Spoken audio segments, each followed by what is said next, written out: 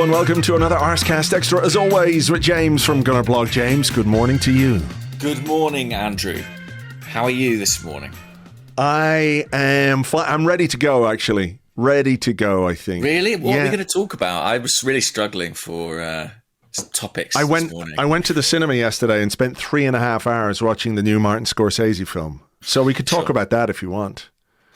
I honestly think that maybe it's not the day. I mean, was it good? It was all right. Bit long, to be honest. I think any film that's 3.5 hours long could possibly be a TV series. I don't know. Yeah, I mean, there's a lot to get into. So I think we'll curtail our nonsense small talk there, shall we? Yes, let's. There is a lot to get into. It feels like we almost need to do this in two sections, because we always do every week, Andrew. The first we sort of talk about the game. Yeah. And then the second one we have questions. Right. So no problem. Okay, we're used to this then. That's fine. No, what did you mean? What I meant was that there is obviously a lot of focus on the officiating and decisions, and then there's also focus on the actual football. And I know not a great deal. No, but I do think it's worth talking about. I think there are things that we need to sort of not lay bare, but to talk about in the context of the decisions that we saw from the officials as well. So we'll try and do it, but it's the focus is very much on the officiating. The focus is on VAR, and the focus is on decisions that were made and not made in this game. And I think we kind of have to start there in order to sort of get it out of the way. And I know that Arsenal have made a statement, and perhaps we'll deal with that in part two, because I do have a couple of questions about that specifically. But let's sort of go from the top here. There was a late surprise, if you want to call it that, in terms of the team. Martin Odegaard, who we all expected to be involved, wasn't. From what we understand, it's not related to his brief cameo against West Ham the other night. This is something that happened in training. He wasn't available, which meant that Kai Havertz started where Martin Odegaard would usually start, and Eddie Nketiah started up top. I mean, I think it probably would have been Eddie up top and Havertz on the bench if Odegaard had been fit. Do you think? I think so, yeah. But, Havertz kind of was doing Odegaard-y stuff, playing on that right-hand side of the midfield three, joining Eddie in kind of a 4-4-2 when Arsenal didn't have the ball and pressing from the front. He had an eventful day, actually, Kai Havertz. He certainly did. I mean, before we get into all that, before I think it sort of starts with him in a way, one of the things that I think we should talk about in terms of the football is how well Arsenal controlled the temperature of the game until it all heated up, right? Mm-hmm. That when you go to Newcastle and it's 5:30 in the evening and everyone's been on the beers and it's a raucous crowd, as we know at the best of times, I think it's important for you as a team to be able to quiet them down. And we did that. Newcastle, as you would expect, tried to start very brightly, but Arsenal, with Declan Rice, with William Saliba, with the way that we were set up in this game, sort of quietened Newcastle down. Like, they didn't have a lot going on from an attacking perspective. And I think we were solid, mature, if not necessarily creative in those, in the first half. And it did dampen the atmosphere. Yeah, I mean, I don't know how well you remember this fixture last season. A fixture that we won in the end. But the first 15 minutes, Arsenal were heavily under fire, and might have been a goal or two or three down in the first 20 minutes of the game. It was pretty intense, and they flew out the blocks, and we had to hang on a little bit in that period. I remember Aaron Ramsdale making a couple of big interventions. The penalty thing, yeah. A penalty thing, exactly. So I think you're right to point out how well Arsenal controlled this early period. And I actually think the first half in general, Arsenal would have been very, very, very satisfied with it. I mean, they restricted Newcastle to barely an effort on goal. They're an intensely physical team, Newcastle, and they play right on that line between, of where the rules kind of extend to. And I think there was a period, certainly, where Arsenal, in recent years might have struggled to live with that. And I think this iteration of the Arsenal team is better equipped to deal with that sort of game than any we've had for quite a long time. And to say that on a day where Thomas Partey's not there, Gabriel Jesus isn't there, I think tells you about the way we've kind of evolved physically. That triangle of Gabriel, Saliba and Rice does provide immense solidity, doesn't it? It does. I mean, I think Rice and Saliba in particular were excellent throughout this game. Gabriel was a bit shaky in this fixture for me, and we can talk about him in a little while. But there were moments in that first period of the game where, despite the fact Arsenal, might look back at this and say we didn't create quite as much as we should have, I think we looked by far the more threatening team. There was a brilliant run from Declan Rice, if you remember, right through midfield when charging forward. There was a chance for Bukayo Saka to hit it with his right foot, which normally I think he would do, but he cut back in on his left foot. It got cleared away. And, it was competitive. It was difficult. It was physical, without either team going close to scoring a goal. There were a couple of moments, I don't know if you noticed this on the TV, there was one when Declan Rice appeared to be complaining quite vigorously about something that happened in the penalty area. We didn't see a replay of that. And then there was one when Kai Havertz went down holding his face. And they didn't show a replay of that either. I went back to look at it in real time, the real-time footage. It's one of those where he's competing for the ball. It's Bruno Guimares who's there with him. It's sort of one of those where it's very difficult to discern whether or not this is deliberate, where a player sort of throws his arm out. Is he protecting the ball? Is he protecting himself? Or is he throwing an arm back to hurt the opponent? Given it's him, you'd have to say it's 50-50, considering what he did next. And then there were a couple of fouls on Bukayo Saka from Dan Burn, we got free kicks for them, but they weren't punished with cards. Then there's the Kai Havertz moment, the tackle on Sean Longstaff. Do you think perhaps that the whack in the face that he got, the fouls on Saka, the fact that we are playing against a very physical team informed his decision to go absolutely steaming in on Longstaff there? I think all of those things probably contributed. I think you could as well describe it as a forwards tackle. I know he's playing in midfield ostensibly, but looked very much like a striker's tackle to me. I remember seeing Thierry Henry, lunging in like that on more than one occasion. Probably the first time in his Arsenal career Kai Havertz has been compared to Thierry Henry, so it'll be delighted with that. And the last, I'd say. That's a slow start. But I think there's a lot of needle between these two teams. I feel like Newcastle are the sort of team where they probably have that relationship with every team they play because they are quite needly as a group. Yeah. But, there is a bit of history there. I think particularly that 0-0 draw at the Emirates Stadium last season seems to have created some ill feeling, I think, between the two benches, the two camps more broadly. I also just wonder as well, like had Kai Havertz been given a pep talk before the game, Martin Odegaard's missing today. You're playing in his position. He's our captain. This is going to be a hard game. We need you to show some aggression, to put yourself about. You never know, right, what a player is told going into the game. And actually, I think it was reckless. I think he took a huge risk. And in some respects, I think he was lucky that he didn't make more contact.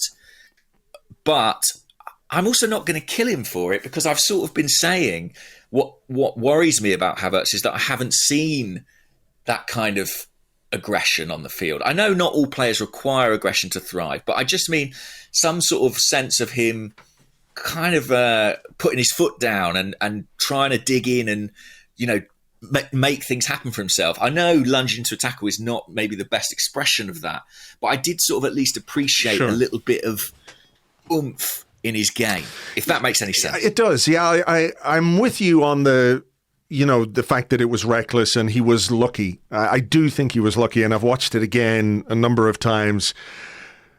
The timing of it is such that if he's a little bit quicker into that challenge, he's probably catching that guy studs up on the ankle and absolutely flooring him, and it's a red card. I think he's lucky he mistimed it, basically. Exactly. Yeah, and as it is, like, you know, I've had like Newcastle fans in my mentions all weekend, as you might imagine, and I think it's worth saying that for a team that really likes to dish it out physically, they get very fucking pissy when someone gives them anything back. You know, they're big crybabies in that sense. You know, it's all well and good being the hard man and throwing the elbows and all the rest. But then, you know, if you're going to dish it out, you got to expect a bit back. I think he's lucky, but it is a yellow card as far as I'm concerned, because he doesn't make contact with that first leg. There was actually a moment, wasn't there, in the second half where he went sliding in, and, you know, that was potentially a second yellow card. I think one. I think I was a little bit surprised that Arteta left him on. I wasn't surprised he left him on, but I'm surprised that there wasn't, like, whatever the fuck you do, don't make another sliding challenge, because if you get it wrong, you're off. And like, it was one of those where was there 3 players involved, and I think an Arsenal player, it could have been Saliba, who won the ball, and you know, we got away with it in that sense. But I was surprised that he still went to ground in that situation. Yeah, absolutely. And look, you know, in the interest of sort of fairness and balance, I could have a debate with someone about the initial challenge from Havertz, and someone saying, well, look, it doesn't matter if he makes the contact or not. The recklessness is problematic in itself. And I would happily listen to someone make that case. I think under the laws as they currently stand, it was a yellow card. But I suppose it sort of inflamed the game, didn't it? I mean, Newcastle really reacted to it, and I think some of their heads went, particularly Bruno Guimares. For sure. I mean, whatever you say about the challenge, the rights and the wrongs of it, and whether it was silly or daft or reckless, the fact that it got 4 Newcastle players booked was very funny. You know, you don't often see that. You don't often see like a flurry of yellow cards, one after the other, you know, where they're just moaning at the referee. Maybe we should be giving Kai a bit more credit. That's his plan all along. Master plan. Unfortunately, it didn't translate into a second yellow for any of those Newcastle players. However, there most definitely should have been a red card for Bruno Guimares, who, like you said, I think he did lose the head. He was charging around.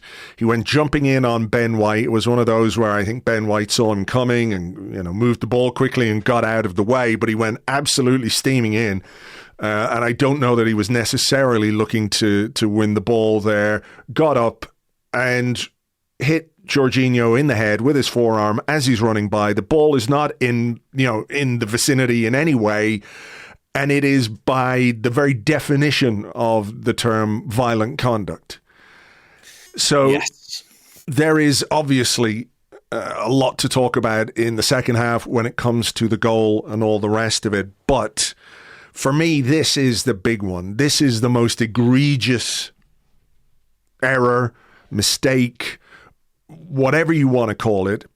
But I struggle, you know, and here we are a couple of days later, I struggle to understand how people who are trained and well-versed in the laws of the game can look at that and not deem it violent conduct. Like, what do you think happens if they stop play there and tell the referee to go look at the screen? He gives a red card because, you know, the ref on the pitch can't see it because play is moving too fast, and it's sort of like it's a drive-by assault, isn't it, by Bruno Guimares? Like, he just sort of whacks him and carries on, and Jorginho's left in a heap. It's a red card, violent conduct. I don't understand how they are sitting there in the booth in whatever Poxley Park it is, and they I think it is Poxley Park. Poxley Park, and they're like, what is their rationale? What we got on Sky was like, oh, it's the forearm and not the elbow. And they weirdly accepted that. They went, maybe they're right there. I mean, what if you get an elbow in the face or a forearm in the face? I'm not sure you're that fucking worried about which part of the body that hit you, because it's going to hurt. I agree with you. I think this is the one that I have the most trouble understanding. It's just ludicrous. It's absurd. And actually, it was interesting. I've got a mate, Simon, who's a Newcastle fan, and he was saying, look, Bruno does this. Like he sees red in games. Ironically, not red cards, but red mist. And that's exactly what happened here. He just lost control. And I'm just staggered that wasn't a red card. I agree with you. The Sky explanation was absurd, really, to kind of say, well, look, if it's not the elbow, it's okay. He should have gone for it, and a really, really, really shocking decision, I think. I was really shocked by that. What do you think of the idea that, the VAR officials perhaps were protecting the referee by not giving that decision? Maybe. I mean, that's why I'm struggling to understand what their reasoning might be. Two experienced match officials who are looking at that and somehow can't bring themselves to tell the referee that this is violent conduct. Yeah, I mean, I don't want to get into the goal yet because we'll get into that in its own right. But I can at least, in that situation, see that there was a lot to deal with and achieve and break down on that particular incident. With this, it's very clear cut. You're looking at one angle of one incident, and it provides absolute clarity that Bruno Guimares comes over and forearms a guy in the back of the head. I mean, are they protecting him? Perhaps. I think that's one explanation. Are the video assistant referees, like on-field referees, subject to things like home bias? Perhaps. Rationally, it's very difficult to explain. It's just a really, really, really terrible decision because, there's so much about football that is subjective, right? Yeah. So much. And we all understand that. And I think we all try as much as possible to at least factor that into our thinking and how we react to the way decisions are made, whether we agree with them or not. You can hold your hands up and say, well, I can see maybe not in certain decisions. But when you forearm somebody in the back of the head, there's no subjectivity to that. There isn't any. It's like, who was sent off the other week he retaliated with somebody and he just sort of put his head forward very slightly. I can't remember who it was. But you see that, Granit Xhaka getting sent off for putting his hands on the throat of the Burnley player a few seasons back. Do you remember?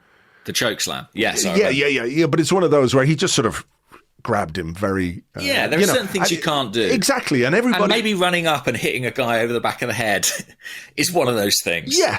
It absolutely is. That there is no subjectivity. What did your mate Simon say about that one? Was he like, maybe? No. He said he's lucky to get away with it. He said he's lucky to get away with it. That's clear as day. And obviously, it's a game-changing decision. I think as much as goals obviously are defining, losing a player at that point in the game with so long to go may well have been defining. And, we will talk about the performance and we will talk about the pattern of the game and everything that followed, but it has got that big asterisk against it. Yes. Because if they go down to 10 men, it's a completely different match. Correct. And against Manchester City, we should have been facing 10 men. And in the end, we got the break and we got the goal. And you're sort of able to set that to one side. But that was kind of unusual in that respect, that we managed to overcome a poor officiating decision. On this occasion, it has really cost Arsenal. And I know that Mikel Arteta, for understandable reasons, really focused on the goal. But I think this is the worst of the lot. I agree. Completely. And I do think there's a lot about the goal that's bad too, but it's inexplicable and inexcusable. There's no good reason for any professional official to ignore what is obvious violent conduct in the game. Just no excuse. And it's not good enough, and it shouldn't be acceptable. I doubt we're going to get an apology, given that we've come out with a statement and all the rest of it. You know, Howard Webb is just tucking it into his envelope. List, yeah. I think. He's ripped that up now. You can stick your apology. You've been so mean to us. It was him and all the rest of the PGMOL. It was Howard Webb dressed as Father Christmas and all the rest of the PGMOL as elves. And they all posed for a photo for their annual Christmas card. And we're not going to get that anymore. Oh, what a shame. What a shame. Before we get to the goal, there were moments in the second half. I mentioned the Havertz sliding challenge that he kind of got away with. There was a bit, wasn't there, where Joe Linton whacked Havertz on the sideline, if you remember. I think trying to provoke a reaction, trying to provoke some retaliation. It was a fairly obvious foul. And there was a chance as well, you know, where Declan Rice, we had a good move and Declan Rice ended up heading just wide from distance. Yes, it was a good move. Martinelli got to the byline and I think Trippier headed it away. And it's a difficult one for Rice, you know, heading it from the edge of the box. But yeah, went wide. I'll just on the Havertz thing, I do think that he managed that situation pretty well, because I think everyone on the pitch and in the stadium was probably aware he was close at several points to a second booking, and Newcastle were really in his face. Yeah. And I quite like the way he sort of laughed a lot of that off. You know, I enjoyed... Yeah, you know, maybe I think he was rash and reckless with that challenge in the first half, but I think he was relatively cool through the rest of the game, and I did like that aspect of it. Yeah, we did have some questions, which I don't think I'm going to do, about whether this was Havertz's best performance for Arsenal, because I think it's not really a huge talking point, but I think there's a shout for that. It did sort of, you know, there was signs of life, if that's the right way of putting it, you know? Yeah. So hopefully that's something that we can build on, or he can build on then. Thank God he didn't get a red card, by the way. Yeah, I know. I was like... Standing among the fans, you know, would have been really tough and difficult for him had he done. So I was relieved as well that he did not. So look, the goal then. Newcastle made a change. It brought Joe Willock on and Jacob Murphy came on, and pretty much straight away they scored. Yeah. There's so much to unpack in this goal. So I want to try and do it in a fair way. Okay. So I think that defensively we were found wanting on this goal. I agree with you. Gabriel should clear that ball before it even gets into the box. I know he's under a bit of pressure, but he kicks fresh air, right? Not good. I think we switch off, assuming that the ball is going to go out of play. And when the ball is kept in play, and I say in play in inverted commas because that's obviously an area of contention. We'll get to that. We didn't do enough to stop the cross. Like Jorginho was shouting at Ben White to go out and close him down, and he didn't really move, and that's not good. And I also think that it looks bad for David Raya, where the cross goes right over his head. You know, whatever about the positioning at the near post when maybe he's the first man there, when you've got defenders in front of you, I do think as a goalkeeper, you need to be closer to the center of your goal in situations like that. And I know that's what he does, and maybe that's the way he's been coached. And if so, maybe there's questions to be asked there as well. But it doesn't look good for him when the ball goes over his head. So that is our part in that. Those are the things that we could have controlled and didn't control well enough. So I'm with you on all of those. And I don't know if Ben White had just chased a long way back, but I think he really was guilty of assuming that's running out of play. I mean, maybe it did. But I think you've got to play to the whistle. And I think he could have done more to get out there. I think you're right with Gabriel with the clearance initially. And I think the positioning thing on Raya is really interesting because obviously positioning aggressively at the near post, I think, helps him a lot of the time, enables him to come out and claim stuff and catch stuff. And it's probably got some sort of tactical basis. It clearly is instruction because he does it all the time. I just think we might be in a situation where teams are aware of that. Yeah. You know, when Mudryk scored, that was a complete fluke. But he did say in his interview, the coaching staff said, you know, watch how much he's on at the near post for crosses. And it's a really good cross from Joe Willock, but it's a lifted cross to the back post. And if you were an opposition analyst, you'd be saying, well, lift your crosses to the back post, guys. Yeah. Because Raya stood there on the near post and he's good at catching them. So, I actually thought, like, on the ball, he had a really good game. But I just think that's an interesting point moving forward. And I wonder if the coaching could be tweaked on that potentially. Right. So then there are the other moments, the other bits of this. The ball in or out of play, I can't say. It looks out to me. It looks out, but I can't conclusively say 100% that ball is out. Is it a failing of Premier League and their technology that they can't definitively say one way or the other that a ball is out when it goes over the end line? Yes, it is. And I think, you know, we have to be honest and say, it's not like we've been sat here on this podcast every week saying, well, we must have technology for if the ball goes out for a goal kick or a throw in or a corner. It almost requires an incident like this. And there was one with Manchester United the other day as well, to kind of be the catalyst for that change. But sitting here now in the cold light of day, it does seem, given the resources available to Premier League clubs, to the league itself, it does seem absurd that that's not in place. Yeah. When you have goal line technology, which can tell you if the whole ball has crossed that line where the net is, why not implement that elsewhere? It's a completely objective thing. We've seen it done very successfully in sports like tennis, cricket.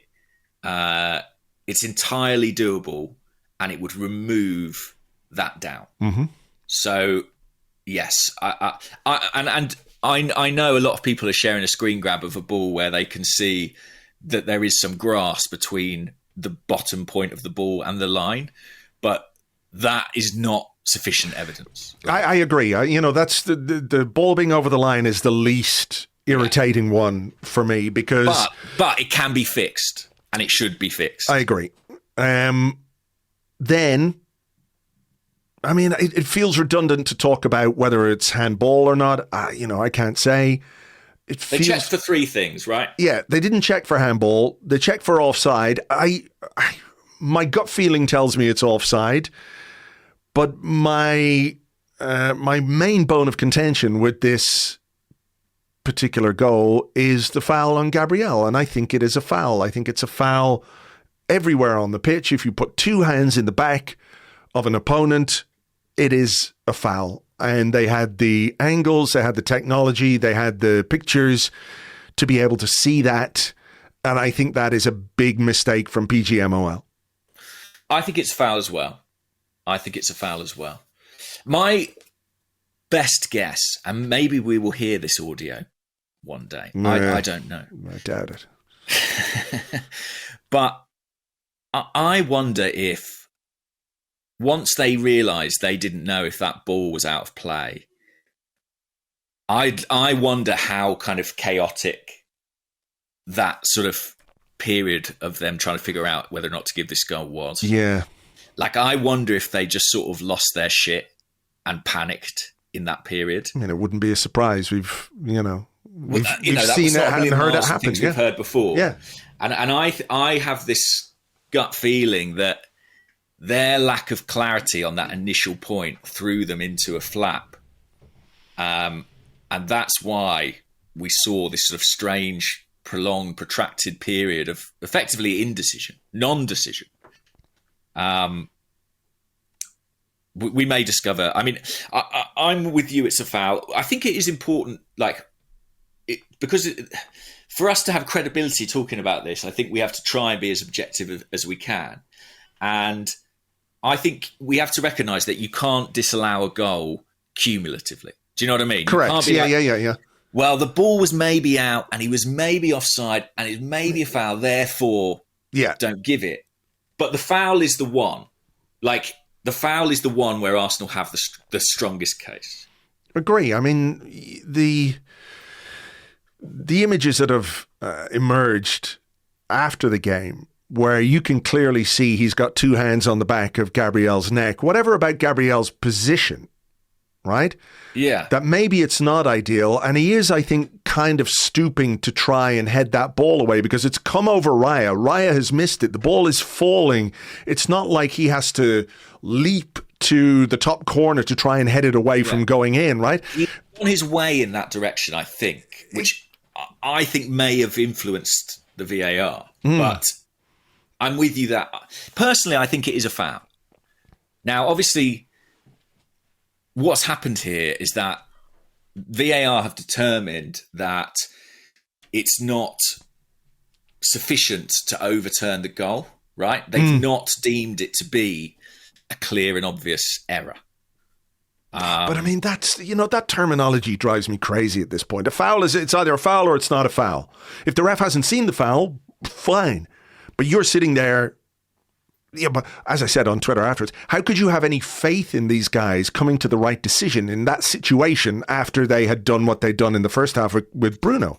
Well, that's a fascinating question. Like, if we're in an alternative reality where Bruno was dismissed on a VAR review and then this goal was allowed, how different would Arsenal's reaction be? And how different would our reaction be? And how different Mikel Arteta's reaction be? But I have huge sympathy with Mikel Arteta because, much as I say you can't disallow a goal cumulatively, you can look at a series of decisions cumulatively over a course of a game and feel like that doesn't represent justice. Yeah. Listen, like I can live with this goal more than most. Like I say, for me, the real egregious one is the Bruno one. But I do think there is this kind of issue of when you set a high bar for VAR intervention, so, which they clearly did by not sending Bruno off, and clearly, that what they determined is a clear and obvious error, they're looking for quite a high bar there. The problem is you've got a sport where goals have so much weight. Like, awarding that goal to Newcastle is so big now in the context of not just a game, but a season, millions of pounds. It's almost contradictory. It almost feels like you need to be sure. Do you know what I mean? Like, I know we want to see goals given, we want to see attacking football rewarded, but at 0-0 to give that goal, you're kind of deciding the game. Sort of, yeah. And it's a, I guess the Newcastle fans will have looked at that in maybe the same way we looked at some of the goals last week, where they checked for, was it a handball, I think, for the Tomiyasu one, and then they were checking for a foul on the keeper for the Eddie Nketiah, the second Eddie Nketiah goal. Like, to my mind, they were trying to find a way to disallow those goals. Yeah. Right? And I'm sure that's what the Newcastle fans were thinking about this. They're trying to find any way they can to disallow this goal, when in actual fact, they ignored one very good reason not to give the goal, which is the obvious foul on Gabriel. So, I think Newcastle were very, very fortunate in this game. Very fortunate. Fortunate not to be down to 10 men, and fortunate to get the goal that they did, which turned out to be the winning goal. I think this was a better Arsenal performance in some respects than the one last season where we won this game. Well, yeah, I mean, that's where I was going to go next and talk about, well, what happened between the goal and the end of the game, which wasn't a lot, unfortunately, from an attacking perspective from Arsenal. But, this is where I think you have to, maybe you can choose not to if you don't want to, but I do think discussion of our performance on the night is inextricably linked to the decision not to send Bruno off, because, we scored a good goal last season at St. James's Park. Martin Odegaard scored the goal, and then the second goal was an own goal. And there were a couple of moments actually in the second half where there were low crosses from the left-hand side, not dissimilar to where Martinelli crossed it last season, and I think it was Fabian Schär who put the ball in his own net. This time Newcastle defended. There was one from Kai Havertz. There was one from Zinchenko. There might have been one from Martinelli as well, where those sort of fine margins exist, where this time they got them clear. Last season, one went in the net and we had some daylight in the scoreline. When you look at the stats, and I'm not saying stats tell you everything, but, we had more shots in this game. We had much more possession in this game than we did this time last season. So I think discussion of the performance can center around whether we did or didn't create enough. And I think we didn't, right? There's no question about that. We didn't create enough. We weren't incisive enough in the final third. I think part of that is missing players like Partey, Odegaard, Jesus, and maybe Emile Smith-Rowe, who on a night like this has some of that ability to burst between lines when a defence is sitting deep, right? So I think that goes some way to explaining the lack of creativity, and maybe we can expect more from some of the players that we have out there. But the margins are so fine that when you try and assess the entirety of a game, you can acknowledge that we didn't do enough, but I think it has to be viewed through the prism of the fact that if we had played against 10 men for 45 minutes, we probably would have made more than we did. And I know that's if my auntie had balls, she'd be my uncle situation and all the rest of it, but it's very hard to escape that. I think that's certainly true. I'm sure that's true. I did find myself quite... It's interesting because there was a lot about the performance I really liked. And, defensively we were really good. I think we were missing players, but we've got to acknowledge that Newcastle are missing a number of key players as well. Particularly someone like Isak in attack, who gives them another dimension. But we really restricted them to almost nothing, but for the incident that led to the goal. Equally, I felt like for the possession that we had and the territory we had, almost particularly in that final 20 minutes or so, yes, Newcastle are a good defensive team. I would have liked to see us create a little more. Even on the set pieces, we had about a dozen corners and made nothing of them. And how many times we've spoken this season about, for a team like us at this point in time, set pieces become really important because teams defend deep against us and space is at a premium. And I think as well, maybe I'm also seeing it slightly through the prism of the West Ham game, where, again, creativity and actually converting possession into chances was a bit of an issue. So, I was a bit disappointed, I have to say, in that respect. But I accept the point that, these big games are tight and they are decided by the finest of margins. Look at our match with Man City as an example. Yeah. I wonder how City felt at the end of that. They probably felt like they'd contained Arsenal. We hadn't really created anything. They'd controlled the ball. In the last few minutes of the game, bounces off somebody's face and goes in the net. And that is enough sometimes. So that is sort of the nature of big games. I think I just would have liked us to see... I would have liked to see us create just one or two good chances, I think maybe the best was Martinelli at the end of first half stoppage time when he came inside and shot at Pope's near post. But beyond that, I would struggle to sort of point out a good chance that we made. Well, was there anything else you think he could have done in terms of substitutes or system to try and get that goal? His late talisman, Reece Nelson, didn't get off the bench at all, which is kind of unusual for a game like this where we need a late goal. Reece Nelson has often been quite effective in that sense, but I suppose it might have required taking off somebody else. I think we also have to acknowledge the fact that the absences we have or had for this game left the bench looking very defensive, or there wasn't a great deal from an attacking perspective. We had two goalkeepers on the bench, which was a bit strange. I'm guessing Karl Hein travels as like a third man with the goalkeeping group, and it was just easier to put him on there and then maybe take a young player up. I don't know how late that Odegaard injury. Maybe they lost Odegaard quite late. Yeah, in the day. I think that my guess. that That would be my guess too. But Zinchenko came on, was all right, didn't do a great deal. Vieira came on, was all right, didn't do a great deal. Trossard, the corners drove me mad, I have to say. You know, for a guy of his technical ability to deliver like 3 or 4 bag corners in a row, not good enough. You know, in these circumstances, if we want to talk about tight margins or fine margins and all the rest of it, I do think you have to acknowledge that when you do have chances from set pieces, your delivery has got to be better than we saw. I think that's true. I think some individuals weren't at their best. I think, you know, Bukayo Saka, to me, wasn't on his game. I think there were just a few moments in the match that sort of passed him by where his decision-making was unusually off. And I think the absence of Gabriel Jesus is just enormous, to be honest. In a game of this magnitude, a game of this difficulty, his ability to provide a focal point for the attack, to combine with other players, to introduce that element of chaos and creativity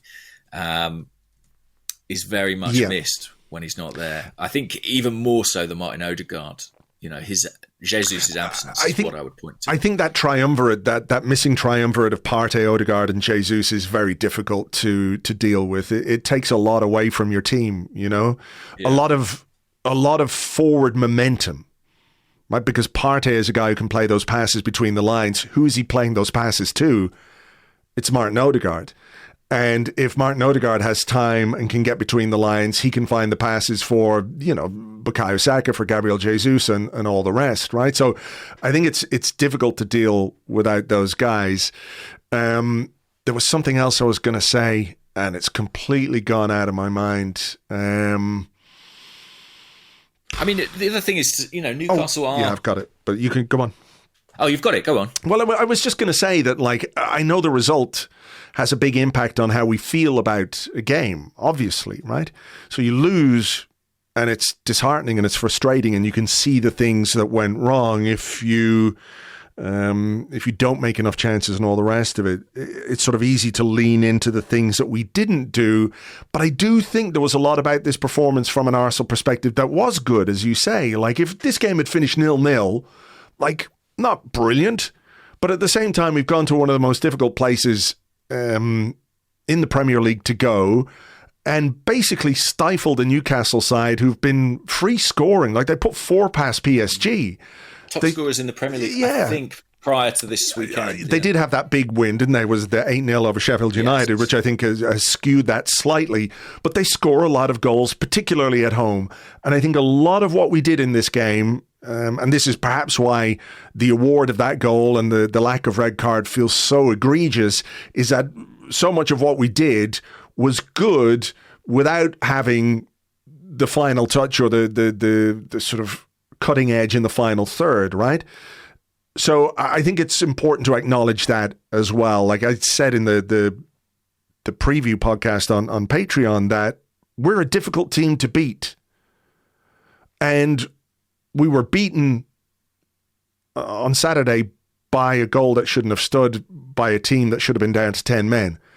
So I think we have to, like, there is a need to be both difficult to beat and a bit more effective up front, right? I think everybody accepts that. But in the cold light of day, perhaps when things have calmed down a bit, I think it's important to point out that we were good for most of this game without that attacking threat. And I really have to say, William Saliba and Declan Rice were outstanding in this game. And it's difficult to talk about that when you lose. You know, it's difficult to focus on some of the positives when you lose. But Saliba, from fucking start of this game, they tried everything they could to get the ball off him and they just couldn't get anywhere near him. They really couldn't. And Rice, you know, a strong presence in midfield, but also defensively as well. He gave us something going forward. He's always in the right place defensively. I think those two in particular, on a day when perhaps the others around them didn't step up the way they should, those two deserve a lot of credit, even though we lost this game. Yeah, I agree. They're the two that I would have picked out.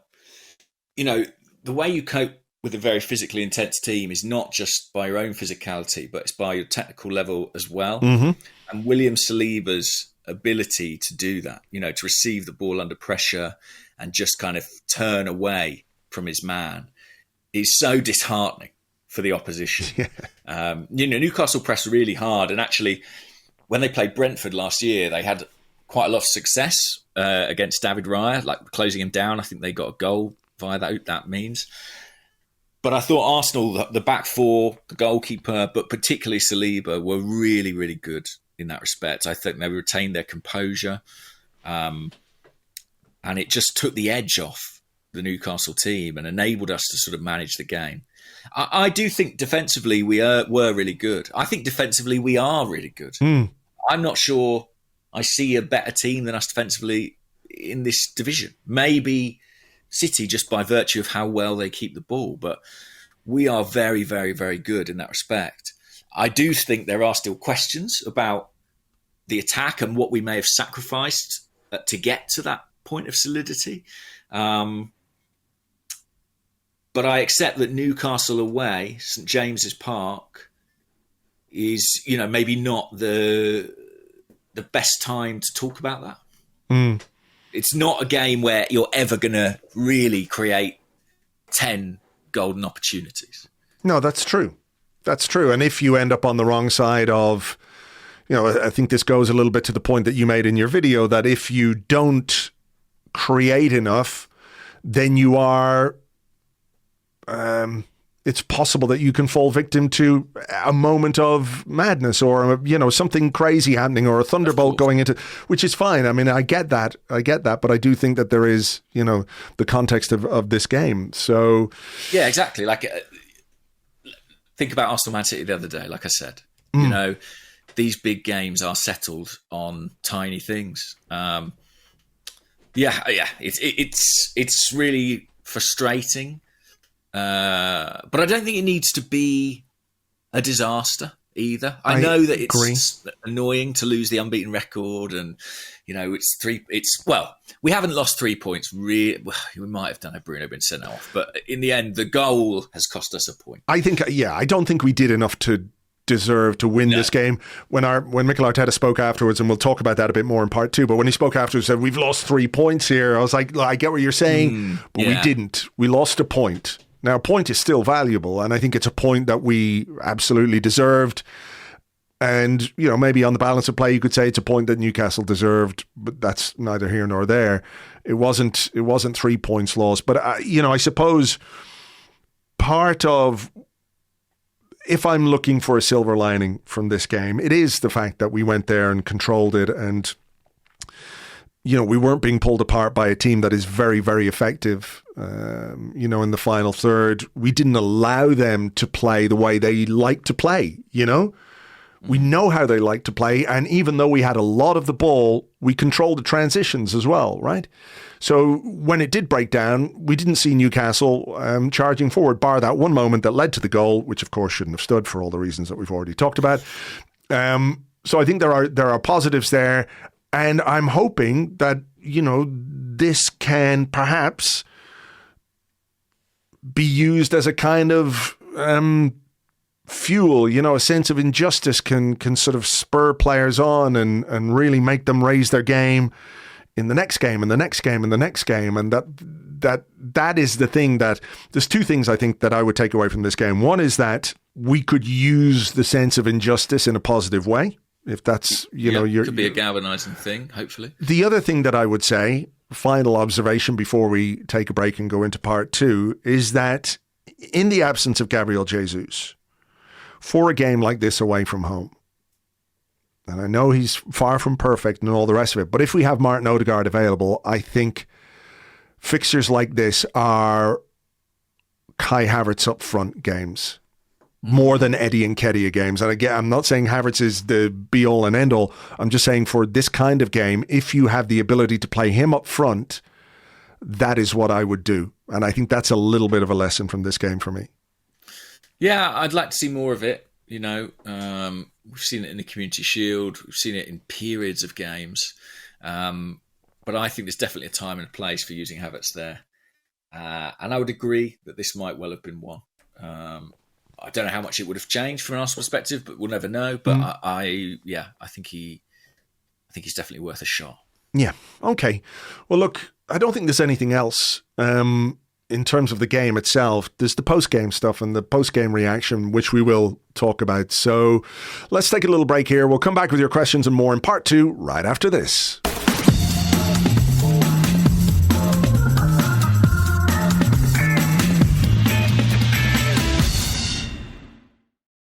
Welcome back to the Arsecast Extra. This is part 2 of the show where we answer questions that you send to us on Twitter at GunnerBlog and at Arseblog.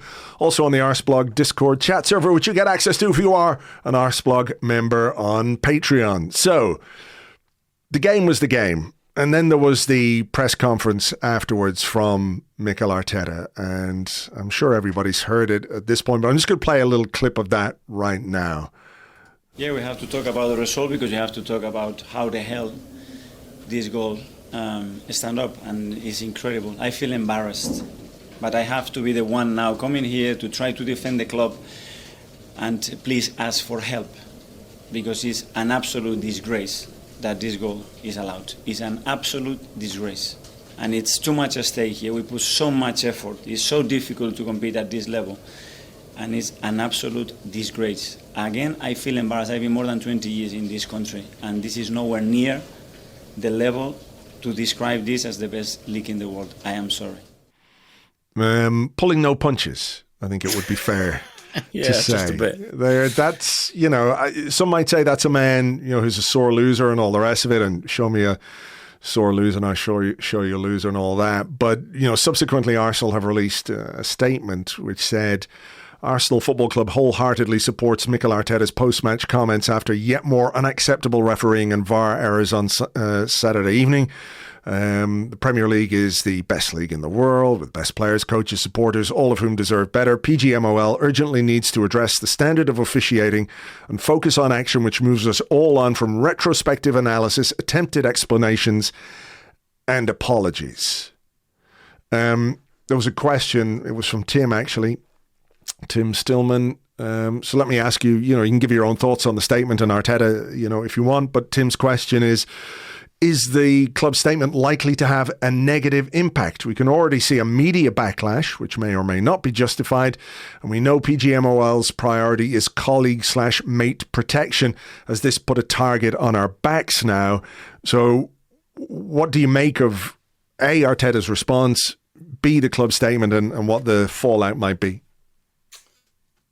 I think Arteta's response in his post-match press conference is absolutely fair enough, and he's obviously incredibly frustrated. I think it's probably about more than just this one goal or this one decision. I think it's important to say that, that there's just kind of totting up of various incidents over the last, year or so. I'm not sure what the statement adds, if I'm honest. I think it's fair enough that the club have come out and backed the manager. But I think everybody outside of Arsenal is going to roll their eyes at that statement. And I can kind of understand why.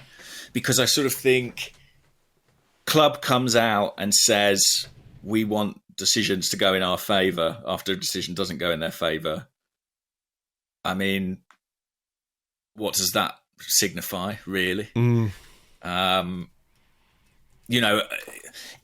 think for it to have real weight and real power and real credibility, clubs would probably have to be speaking out about things that didn't go against them, or benefited them. I think that the Liverpool example, where they had the goal disallowed at Spurs, which was a purely objective thing that they managed to get wrong. I think had other clubs really come forward at that point in time and said, this is crap, then I think it would have carried more weight. I think as long as it's your club coming out and saying something went against us and we're not happy about it, I just don't think it's going to carry much weight. Yeah, I can see that. I know what you're talking about, and I'm not sure it's going to necessarily be a positive thing for us in terms of how we're refereed. First off, we're not getting that Christmas card, which is, very a real shame. I mean, very sad. They went to such effort. On the other hand, though, I do think that it is going to take clubs and managers speaking up and highlighting these egregious errors, like the marginal calls, the subjective ones. I don't think anyone's going to lose their reason over that, because, if you're in football long enough, you understand that some days decisions go your way, some days they don't. But when they're really, really obvious, like the Liverpool one, like the Bruno decision, like the Gabriel foul, I have no problem with managers speaking up and speaking out, because I feel like the standards of officiating are worsening. They are getting worse. And under Howard Webb, since he took over at PGMOL, there have been a litany of extraordinary mistakes and blunders and errors and countless apologies. Like, when was VAR introduced in the Premier League? I don't know, a few years ago, 2019, something like that, 2018. Right. Let me just look this up. When was VAR introduced? Premier League. The start of the 2019-20 season. Right, yeah. It feels to me, I could be wrong, but it feels to me that since Howard Webb took over, the frequency of these mistakes is increasing. And also how do I put it? The sort of the size or the nature of these mistakes is just worse and worse. Right? They're happening all the time now.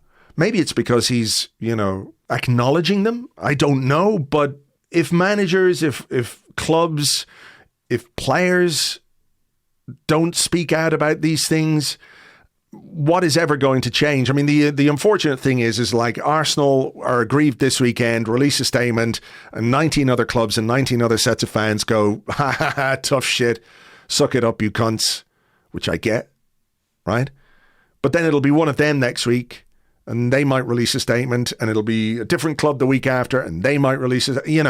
That I do think the issue of refereeing standards has to be separated from the tribalism and the rivalries of football. Ask me how that's done. I don't know. I honestly don't think that happens until Arsenal are given that goal and are prepared to say that was wrong. Not just Arsenal, I mean any club. I get it.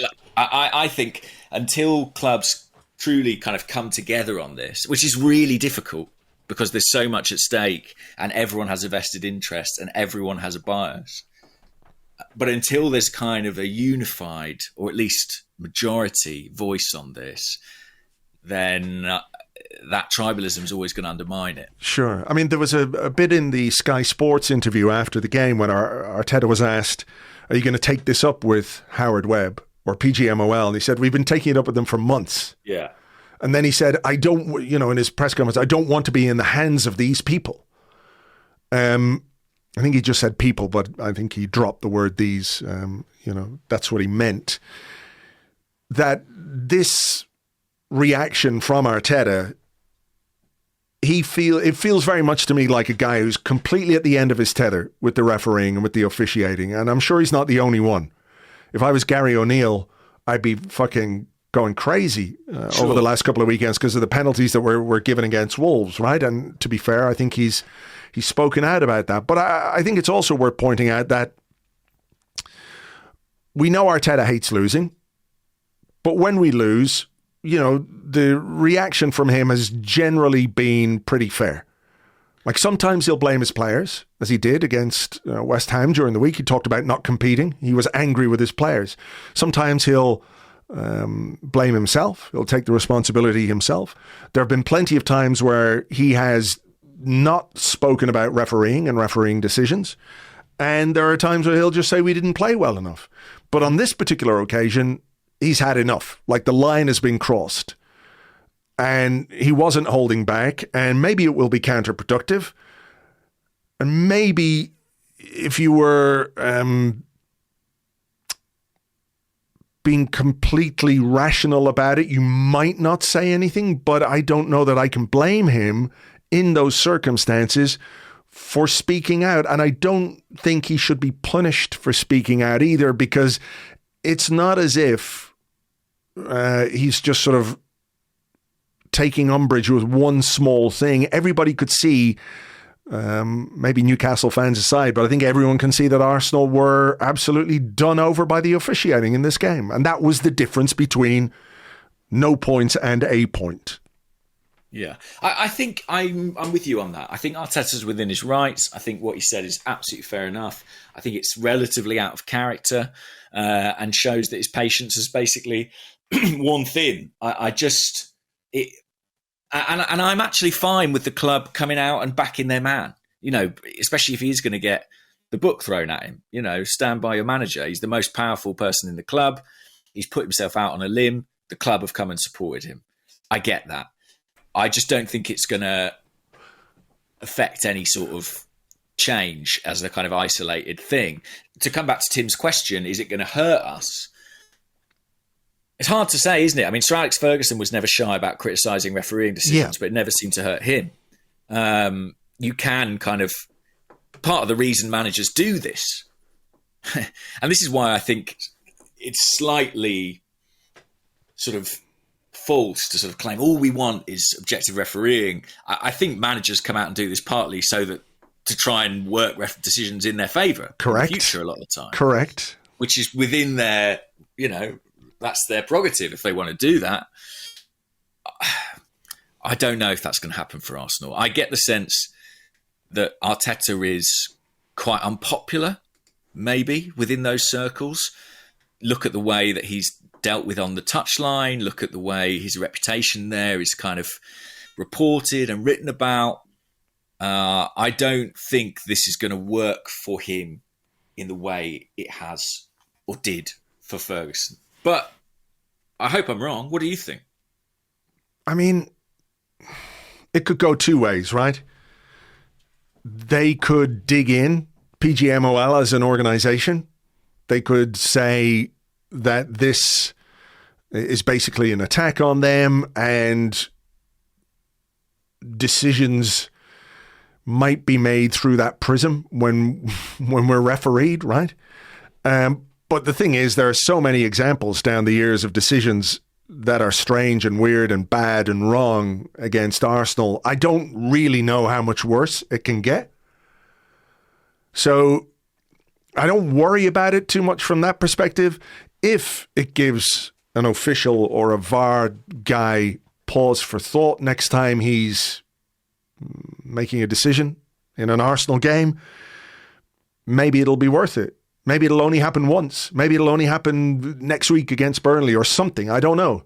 Before it all fades away and everyone forgets and football moves on and all the rest of it, because, you know, yesterday's news is tomorrow's chip paper and all the rest, right? That I do think is sort of partly the problem and the paradox of football, is that everyone's professing that they want people to get decisions right, but that isn't what they really want. Like, everyone's got a vested interest. Everyone's got a bias. And it's so difficult to overcome that I just struggle to see how everyone's going to kind of end up on the same page.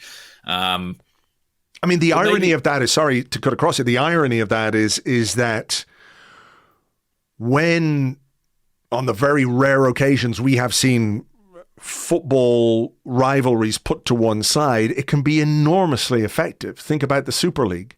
Yeah. And whether it was Chelsea or whether it was Tottenham or whether it was Manchester City or, I don't know if Man City wanted, but, you know, Liverpool, all the rest of it, the outrage, the shared collective outrage of fans and the fact that this one thing brought disparate elements of fan bases together, it was hugely effective in seeing off the Super League. But in these decisions, you know, or in this situation, I don't think it's going to happen. No. And by the way, of the two statements Arsenal put out yesterday, I was happier about the one they put out condemning racist abuse that was sent to Bruno Guimares and one other Newcastle player after the game, because that's just fucking awful and ridiculous. And it shouldn't need to be said, but unfortunately, yeah, it still needs to be said. I'm curious to see how this plays out now for Arsenal and Arteta. I mean, one thing I should say is that I do think that, as you know, I wasn't really a fan of the introduction of video technology. I still am not. Like, if I could click my fingers and go back to on-field decisions, even though more would be wrong, I would do that, because as a product, as a consumer, what horrible words, I prefer that. I prefer to watch that. But I do think that in the technology era, and I think stats bear this out, more decisions are right than wrong.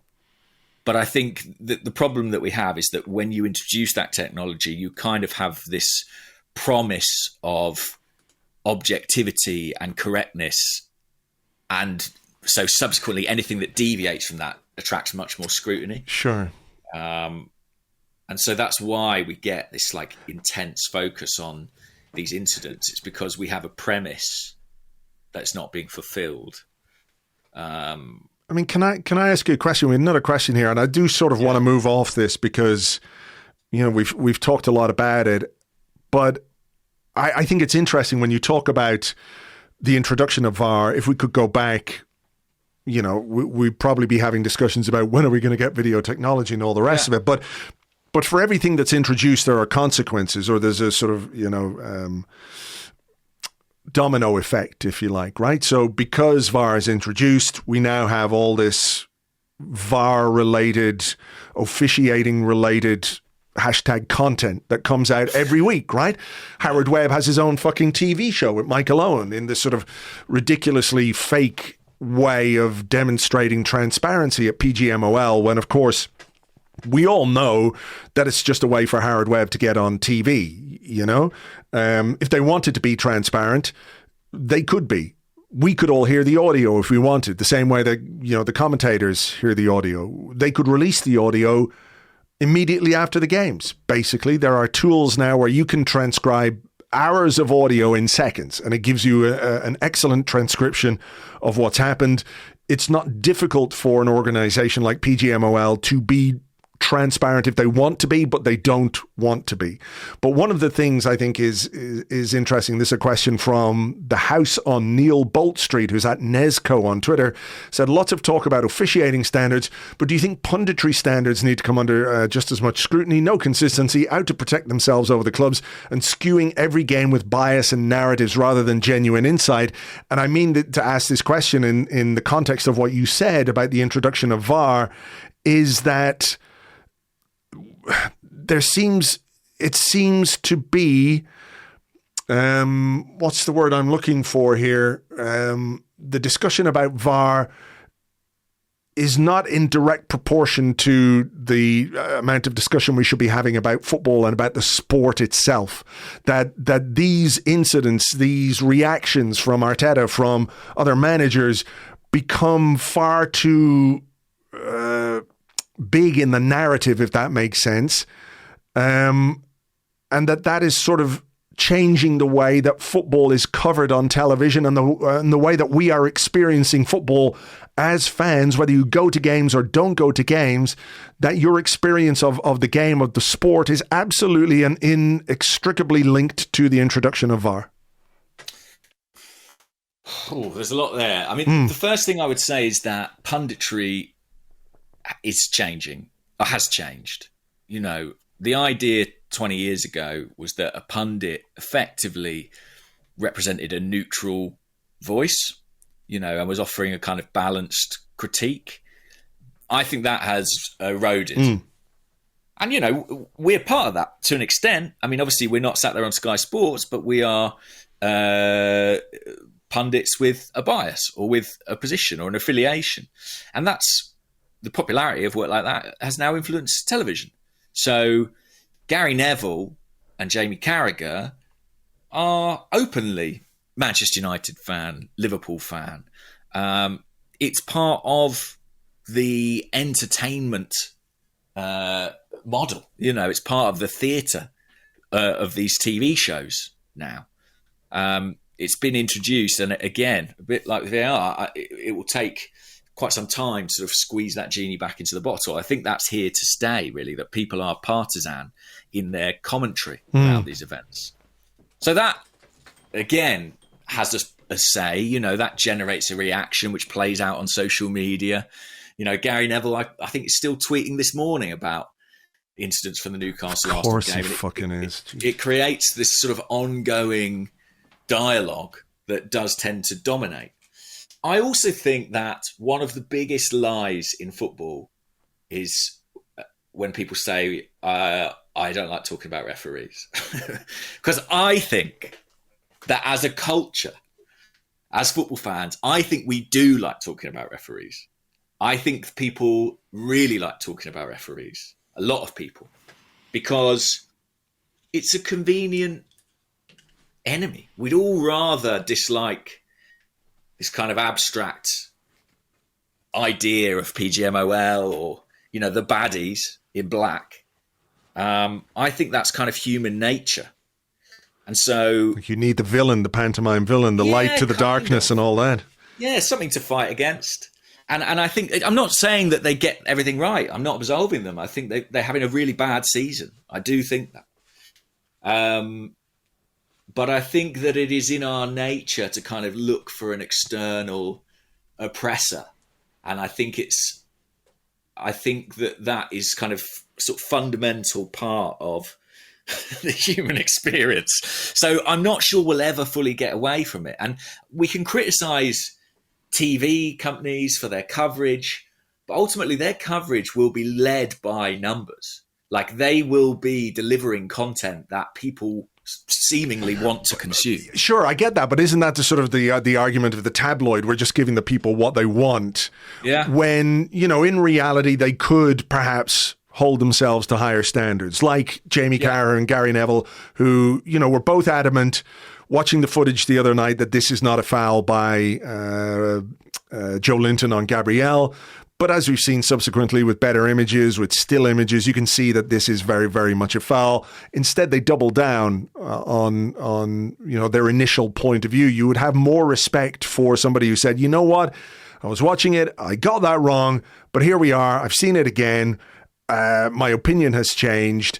Instead of farming for fucking engagement on Twitter, which may be part of their job now. Maybe that's part of their contract. Maybe that's part of what Sky want to do. But I think we're all intelligent enough to deal with better. Yeah, and it would be really interesting to see if someone decided to take a different tack with their presentation around football. You know, I'd be surprised, but I'd love to see it. A slightly more cerebral approach. But yeah, I don't know that, you know, I think people are led by the masses, really. I did like this from Alistair Wood, who's at AliBoy82. He says, Vardly morning, chaps. Given the only major media presence outside the Arsenal sphere who seems to be talking sense on the officiating in our last game is Mark Goldbridge, can we assume the apocalypse is imminent? Yeah, I think we're done for, really. Bloody hell! Yeah, I like Mark Goldbridge's stuff. I have to say, like, I find him very entertaining. It's performance art at the highest level. A heavy dose of kind of Alan Partridge influence in his streaming, I think. But I mean, another point about VAR that I did just want to sort of squeeze in is that I think we have to consider the way it impacts how referees ref on the field. You know, would those referees have it in their mind, well, we'll give the goal for Newcastle, and if it's wrong, I've got the guys behind me. They'll bail me out, kind of thing. Is there a kind of dereliction of responsibility from both sides? I think the impact of the video on how officials act on the field is something that we haven't particularly understood very well as yet. Yeah, probably true, but it's probably like being a tightrope walker, you know, and you're going between two skyscrapers, and your safety net well, it'll work 3 times out of 10, you know? Yeah, it's not much. That's not what I mean, though. Like, these officials may have, at St James's Park, may have relied on that safety net, consciously or subconsciously, and it didn't work for them. But look, I don't know how much more we're going to do on the officiating. Let's try and. I do just think it's worth saying that where Arsenal did strike a chord and where Arteta did strike a chord, you know, for a league that does profess itself to be the best, it is kind of absurd that the officiating is substandard. And when you think of the resource that is available to the Premier League, the amount of money swilling around it, I think clubs will have to, I mean, the Premier League is effectively run by the clubs, but have to effectively take this into their own hands. I mean, how much budget from every club's available wealth would it take to radically overhaul the refereeing environment? Probably a very small amount, relatively. Maybe, but I think they're operating at a significant profit anyway. I mean, PGMOL apparently turned over something in the region of £28 million last year. Salaries of £11.5 million. That's according to some numbers dug up by our friend West Stand Tone. So I don't think it's a question of resources per se, but I'm sure if you asked every club, would you throw in £1 million for better officiating, they'd probably all say, let's have a go at that, or $1 million less rather than actually pay anything. You get like $1 million less from the broadcasting, or whatever. But I don't know how we fix it. I don't know how we go forward. Do you have a question that's not related to officiating and VAR? Well, there weren't many. Yeah, there weren't. I've got a couple, so I just want to see if you've got one too. Yeah, I've got a few. That's about Mikel. What about this one? Mr. Beer. It's time for one of those. So, you used the words, this is you, Andrew. You used the words almost arrogant to describe Zinchenko after the West Ham loss. And I thought it was interesting because I had the same thoughts. His demeanour reminded me of that guy at five-a-side who's clearly got some talent, but takes it way too seriously and chases the ball around the pitch, shouting, yes, gets the ball, fucks up an overly ambitious move, and then blames somebody else. His impact last year was clear, but do you think the inverted trick has been completely figured out? Or do you think he should still be our de facto left-back for us to play our best football? I think what's interesting, when we had the discussions around Kieran Tierney and how probably the team had evolved beyond him, and that then meant he had to go and leave in order to play football because he just wasn't getting picked. I think we're not quite in the same ballpark when it comes to Zinchenko, but it is interesting that we are now discussing certain games are Zinchenko games and certain games are Tomiyasu games. Saturday against Newcastle, very much a Tomiyasu game. We brought Zinchenko on at 1-0 down because we thought he might be able to do something creative, and unfortunately he couldn't, but that's not blaming him for the loss or anything like that. But I do think it is interesting how that's changed. I mean, last season, nobody really knew what to do with Zinchenko when he came into midfield. Like, does someone track him? Does the winger come inside? The winger comes inside, then all of a sudden we've got a load of space on the outside where Gabriel Martinelli could be one-on-one with his fullback, which is the whole point, right, of shifting, not the whole point, but one of the points of moving Zinchenko around. But I think teams do wise up to the way that you play. They understand what it is you do, and they themselves can counteract that and maybe try and exploit the space that you leave, right? Yeah. So I'm not as down on Zinchenko as some people. I didn't like his performance against West Ham, but I still think he's an excellent player. I thought he was really, really good in the Manchester City game, for example. I don't think we win that game, without him in that position. Has his effectiveness as that kind of inverted fullback or whatever, has it decreased? Yes, I think it has, for the reasons I've explained. And I do think that there are certain games where Tomiyasu is going to be the best option. If you're going to Anfield away, who are you going to pick at left back? I'm picking Tomiyasu every day of the week if he's fit, So is he going to be our de facto left back? No, I think it is going to change game by game depending on who's available and who's fit. But I still think he's got plenty to contribute. I still think he's a very good player. So the the speed with which sometimes we write players off when they go through a bad period is not alarming, but, I do, like Tomiyasu we're talking about in glowing terms, right? But it wasn't long ago, perhaps during the summer, where people were saying, well, he's never fit, we should move on. Here we are down the line, and he's a very important player for us, and I still think that's true of Zinchenko. Yeah, and form is a thing. And I think Tomiyasu's form is probably better than Zinchenko's right now. We say some games are Tomiyasu games, some games are Zinchenko games. I would have been very curious to find out how many of these were Juri and Timber games. Yes, good point. That's a big factor to consider. I think quite a lot of them might well have been Juri and Timber games, the way he started.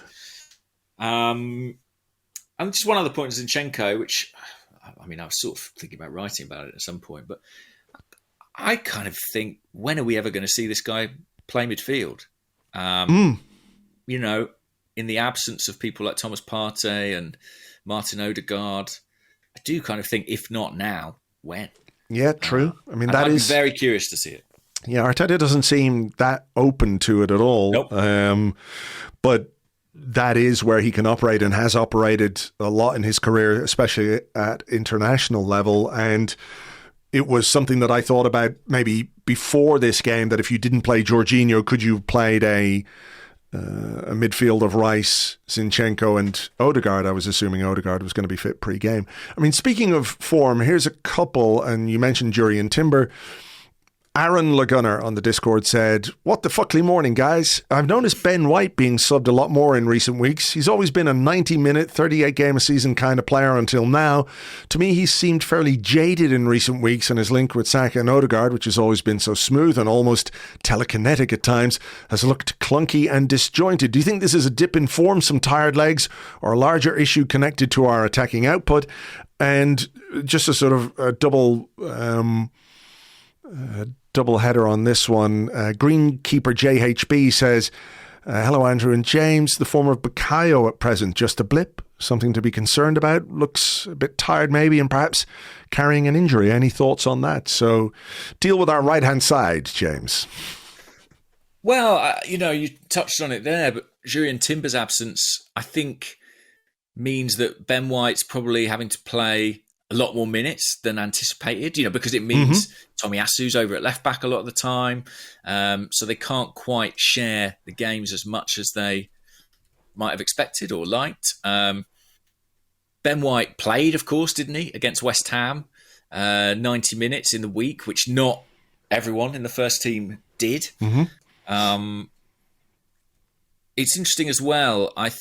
Sometimes it takes someone who doesn't really watch your team regularly to point something out. And during the Newcastle game on Saturday, a friend texted me and said, "Wow, Bukayo Saka really doesn't like using Ben White on the overlap, does he?" And I thought, oh, does he not? And I sort of hadn't really twigged it myself. But interestingly, they just saw Saka not really combining with White a great deal. Now, sometimes that works to good effect, and White is the decoy and he's there to take a marker away. But yeah, maybe some of that chemistry isn't quite in place. I think the absence of Thomas Partey may have a factor in that as well. I know, we think of it as Odegaard, White and Saka, but a lot of time Partey spent in that kind of right half space, playing from deeper and helping build up the play, connect things. I don't know. I think just like a lot of aspects of Arsenal's play, it just doesn't seem to be quite at the level it was last season. Yeah, it's not bad, is it? But it's a bit 6 out of 10. It's a bit just normal, average. And the thing about Ben White and Bukayo Saka last season was that they were giving you 7s and 8s and sometimes more pretty much every week, defensively and offensively. And I think there's no question Bukayo Saka had a very, very quiet game against Newcastle. I was speaking to Clive a bit yesterday, and he reckons he has an injury, something wrong with his groin, that he couldn't run in the last 10 minutes. I've got to go back and have a look at that again. It wouldn't be a surprise, obviously, if Saka was carrying something. And I do think that there is a very heavy burden on Ben White at right back. I know Tomiyasu went over there and played there, but when you're talking about Tomiyasu as one of your alternate left backs, it does leave Ben White sort of out on his own at right back. you know, because the next option, if it's not Tomiyasu, is Cedric, and that's no fucking option at all. So this is where, you know, hopefully a return for Jurriën Timber would be very, very useful. But until then, we're going to have to sort of plow through it a bit. You know, that is just what players have to do. So I hope they can find some form quickly. Yeah, me too. And a bit of a worry if there is any issue there for Bukayo Saka. Well, listen, similar point. Dinarona on Twitter said, most teams rotate their wingers in games to keep them fresh. We seem to do this the least. Do you think this is catching up with our wide men, given the lack of rotation over the last couple of seasons? I think it's interesting. If you think about Man City, for example, you know, they do mix it up quite a lot. And so do Liverpool, by and large. Well, I mean, Liverpool don't mix up Mohamed Salah. True. So that is true. He plays every game when he's fit. They do maybe mix things up on the other side. Yeah, they've got a nice selection, haven't they? They've got Diaz, they've got Jota, they've got Gakpo, they've got Nunez. So they can kind of throw all those guys in the mix. I do wonder if there is something to the effectiveness of the wingers depending on who is playing at centre forward. Mm-hmm. You know, like, I know Jesus' injuries are frustrating people, and I get that completely, but I think the dynamic that he brings to the front three is something that energizes the other two. And the other day, I don't know how well Saka and Martinelli connect with Eddie Nketiah. Mm-hmm. And I don't mean that to be like critical of Eddie or those other two. I just don't see that it's quite the same as that, you know, which is why I sort of wondered about Havertz in that position and whether that might be something that they can connect with a little bit more. I mean, the reality is that on the right, we don't have anyone as good as Bukayo Saka. Reece Nelson, all right. Martinelli can play on the right, but that's it. So we don't really have the ability to rotate and mix it up on the right, on the left. Like, Martinelli is just so, there's so much potential there. He's somebody who gives you so much down that left-hand side. And again, nobody else can really give you that. Trossard doesn't give you that. There was a question I had about this as well. Maybe it's, if I can find it here. It was about wingers. Boom, boom, boom. Yeah, it comes from JD, who's at JD__8. And he said, recent signings, was the mistake not getting an out-and-out winger? Mudryk was the prime target. We got Trossard, who's not a winger and not a centre-forward. And I think, you know, Trossard has been good for us, but he's not a winger and he's not really a centre-forward. And I think he's sort of, you know, he's, is he an impact player? Is he one of those finishers maybe that Mikel Arteta talks about a bit more than like a nailed-on starter? Yeah. He wasn't at St James's, but he has been many times for us in the past. I think it's an interesting discussion point because I don't know how much you saw of Man City this weekend, but obviously they signed Doku in the summer and he had a tremendous game for them. Looks to have like brought a really different dynamic to their group of forwards. And I would actually agree with that second question there. He took the words out of my mouth, really. I think when we look at the Mudryk deal, we all view that as kind of a bullet dodged to an extent. You know, he's obviously not had the impact he would have wanted in English football, and it was a huge amount of money. But I don't think it means we don't need someone of that type. We really do. I think we really would benefit from an alternate to Saka and Martinelli. If it was someone who could play both sides and offer like a similar level of threat, I think it would just be invaluable. And look, you might still pick Bukayo Saka every game because he's our Mo Salah or what have you, and he's our guy and he plays all those minutes. But just having the option to rotate or substitute or replace when injured. Well, that's it, isn't it? You know, I mean, I love Bukayo Saka. Everyone loves Bukayo Saka, but it's not against the law to say he didn't play well in this game. Maybe I'll take him off after 70 minutes, which I think is Bukayo Saka, but he's never had a season like Mo Salah has had for the majority of his Liverpool.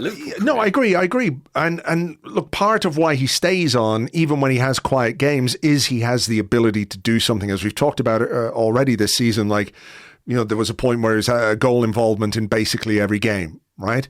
Yeah. When we've talked about him not necessarily playing as well as we know he can. So you can understand why a manager leans into that, but it's probably easier to make the decision, like in a game against Newcastle on Saturday, to take him off or to take Martinelli off if you have a viable option that you've got a lot of faith in. And I don't know that Mikel Arteta has a great deal of faith in Reiss Nelson. He didn't come off in this one, not even for the last few minutes. I think that tells you something. I think it tells you something about the needs of the squad. So I agree with you. You know, one of those players, you know, somebody who can match Saka and Martinelli for technical ability, end product, and maybe pace would be very, very useful. Very useful. I definitely think so. Someone can run in behind. I think you make a good point about Jesus' availability as well. You know, Liverpool were the model really for great wide forwards with Mane and Salah, but the job that Roberto Firmino did for those guys was huge, and they were fortunate that he was largely available to help them do that. Right. I think we had better leave it there and get this podcast out for people because, why not? I think we've done pretty much everything we need to do in this one in terms of VAR and officials and all the rest of it, and thrown in a bit of football at the end for those people who actually like the game of football too, apart from all the refereeing stuff. So anyway, who knows what madness will be thrown up in the coming days. We've got Sevilla, of course, this week, and then Burnley at the weekend. So plenty to get our teeth into. Join us over on Patreon a bit later on. We're going to do our Premier League podcast, the 30. That will be out for you a bit later on this afternoon. We were going to wait for the game today, but every time we wait, that lot seem to win. So right, yeah, you don't want to be talking about Spurs anyway. So. Well, that's the thing. We don't. Whenever they win, I don't talk about them. So there's only been 9 games a season so far, or 9 games a week so far this season. So hopefully there'll be 10 this week.